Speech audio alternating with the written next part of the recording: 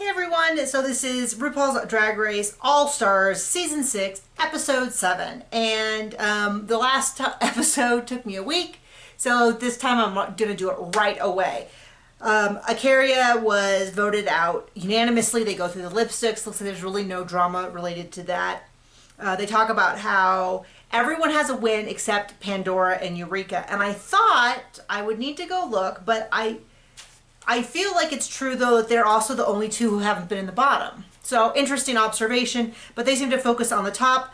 Jan says it kind of awkwardly, like, well, we have to talk about, I'm almost sure this is something that the crews say, you know, we need you guys to discuss this, can you bring it up? It's the same way they always have someone who yells out, 5 minutes left, or, so how's everybody feeling with the challenge? Or anyway. They have to write and perform a new song. It should talk about their stand, like what are they doing, what is an issue, that kind of thing. The teams are broken up. We end up with Ginger, Kylie, and Eureka on one team, and Raja, Trinity, Pandora, and Jan in the other. This is where I started to really feel like this is a setup for Pandora. Pandora's picked last. Somebody has to be, and everyone seemed very happy to have her on the team, so it wasn't really like, fine, Pandora, and then cut to an interview where they're like, oh, we really didn't want Pandora on the team. It was more of like, they just went back and forth and just ended up Pandora being last, but then Pandora talks a lot about feeling like last, not coming out of their shell, all that stuff, and I start going, uh-oh, this feels like a going home edit. I wrote down Pandora and Jan in trouble, question mark. I don't remember exactly what prompted that. I think, Eureka made a comment about how Jan's lyrics really didn't say anything about an issue. They were more of like almost defensive a little bit. And then Pandora was struggling with the choreography. So much so that Ginger, which really wasn't her business, love you Ginger, but it wasn't, even said something, and they kind of looked and were like, why are you volunteering this? And Ginger's like, okay, I'm not going to say anything, because they could see Pandora was, like, they were all dancing and Pandora was so obviously out of step. Anyway, they go through, they do their song. I must have a terrible TV or phone, because I was watching on my phone. I could barely hear what anyone was saying, so I really couldn't hear, but my son's downstairs crying. I don't know if you can hear it. I'm gonna assume you can't and just continue on.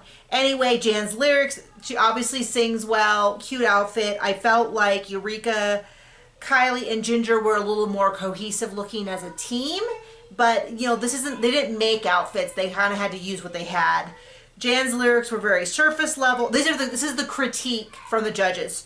Jan's were surface level, lacked some soul. Pandora faded on the performance. The lyrics weren't that great. And then everybody else kind of got good things. Ginger, they didn't really like the look as much, but they loved her performance. We end up with Trinity being in the top, which is fine. Trinity has really, really, really been shining. And ended with Pandora and Jan being in the bottom, which is not particularly surprising at this point. Pandora gets back there and is so sad and talks about being so shy and genuinely is crying and pretty dang upset. And you know, Trinity kind of, I think it was Trinity who said, you know, I think it was Raja actually, said, you know, I'm glad you're opening up in the interview, not to her face. But I don't understand why it took so long. You do feel like Pandora's been a little missing from the episodes. That's something that's been stated by quite a few people. And I think it's because Pandora didn't say a lot, wasn't involved in as many conversations, wasn't talking as much. I always kind of bust out my, like, when I was on a reality show. But, you know, when we were the host and I talked to the director about how editing went, you know, a lot of it was, you know, you saw what you had. And then you kind of pulled out storylines and characters and sound bites. And if someone just doesn't say something, you can't just kind of, if they don't say anything, there's no footage to use. So it's kind of like, so some of Pandora just not being as visible this season could have to do with Pandora just not saying as much. That's kind of what happened to the bodybuilding drag queen who I can picture, and I want to say Carmen Carrera, but it's not Carmen Carrera. But I'm guessing it has a C sound. Anyway, I'm sure someone's like screaming at their screen about it. The one who dated Mateo, Vanjie on the Vegas review. I can't think of it. I follow them on Instagram too. Anyway, sometimes quieter drag queens just aren't as seen, and I think that's probably some of what Pandora was. Jan also cries. They all vote. Alexis Mateo is our lipstick assassin. Trinity did very good, but Trinity's wig fell off. Like, it was very clear it wasn't a reveal. She went forward, the whole wig came off. Luckily, because of the nature of her boy hair, it actually kind of didn't look terrible, but it was clearly not it wasn't a performance element, and then got a little off their game.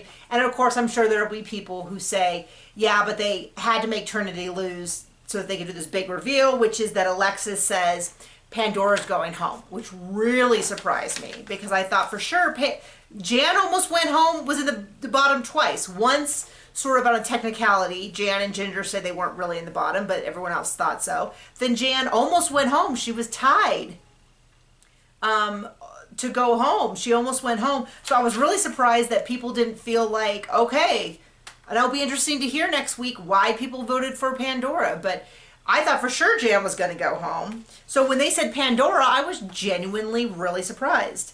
And then a moment later says, it's a tie. I have both lipsticks. It's Jan and Pandora. So now it goes back to Trinity. I genuinely was surprised. Did not see that coming.